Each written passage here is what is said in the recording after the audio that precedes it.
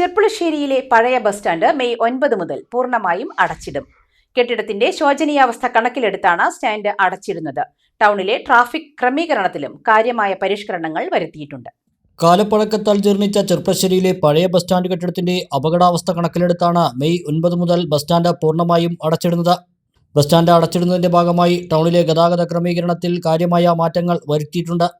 കഴിഞ്ഞ ആഴ്ച നഗരസഭയിൽ ചേർന്ന ട്രാഫിക് റെഗുലേറ്ററി കമ്മിറ്റി യോഗ തീരുമാനപ്രകാരം പട്ടാമ്പി, കൊപ്പം, നെല്ലായ ഭാഗത്തു നിന്ന് വരുന്ന ബസ്സുകളും ഷൊർണൂരിൽ നിന്നും മുണ്ടക്കോട്ടുകുറിശി വഴി വരുന്ന ബസ്സുകളും മിഥില റീജൻസി, സജിനി ടൈലേഴ്സ് എന്നിവിടങ്ങളിലുള്ള ബസ് സ്റ്റോപ്പുകളിൽ നിർത്തി യാത്രക്കാരെ ഇറക്കി പുതിയ ബസ് സ്റ്റാൻഡിൽ പാർക്ക് ചെയ്യേണ്ടതാണ്.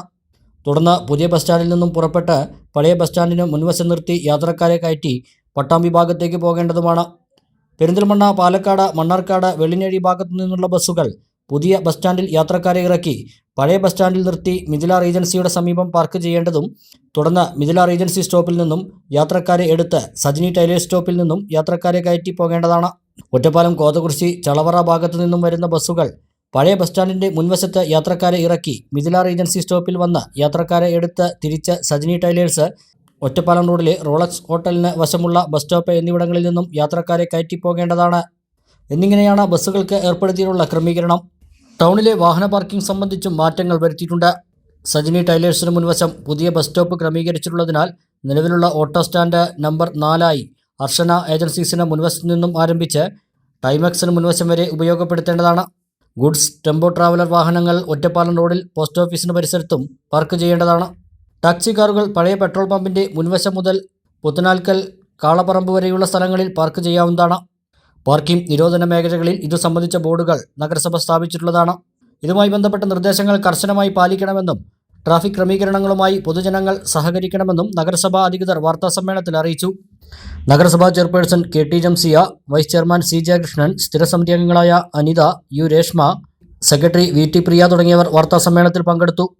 നഗരസഭയുടെ പഴയ ബസ് സ്റ്റാൻഡ് അപകട ഭീഷണി മുൻനിർത്തിക്കൊണ്ട് പൂർണ്ണമായി അടയ്ക്കേണ്ട ഒരു നിർബന്ധിത ഘട്ടത്തിലേക്ക് എത്തിയിരിക്കുകയാണ്. അപ്പോൾ വരുന്ന 9-ാം തീയതി ചെർപ്പുളശ്ശേരി നഗരസഭയുടെ പഴയ ബസ് സ്റ്റാൻഡ് കെട്ടിടം പൂർണ്ണമായി അടച്ചിടാൻ നഗരസഭ തീരുമാനിച്ചിരിക്കുന്നു. അത് ജനങ്ങളിലേക്ക് എത്തിക്കാൻ വേണ്ടിയാണ് ഇന്നത്തെ ഈ ഒരു പ്രസ് മീറ്റിൻ്റെ ഉദ്ദേശം എന്ന് പറയുന്നത്. കഴിഞ്ഞ 27/4/2026 കൗൺസിൽ തീരുമാനവും 30/4/2026 ട്രാഫിക് റെഗുലേറ്ററി കമ്മിറ്റി യോഗത്തിലെ തീരുമാനവും ഏകീകരിച്ചുകൊണ്ടുള്ള ഒരു പൊതു തീരുമാനത്തിൻ്റെ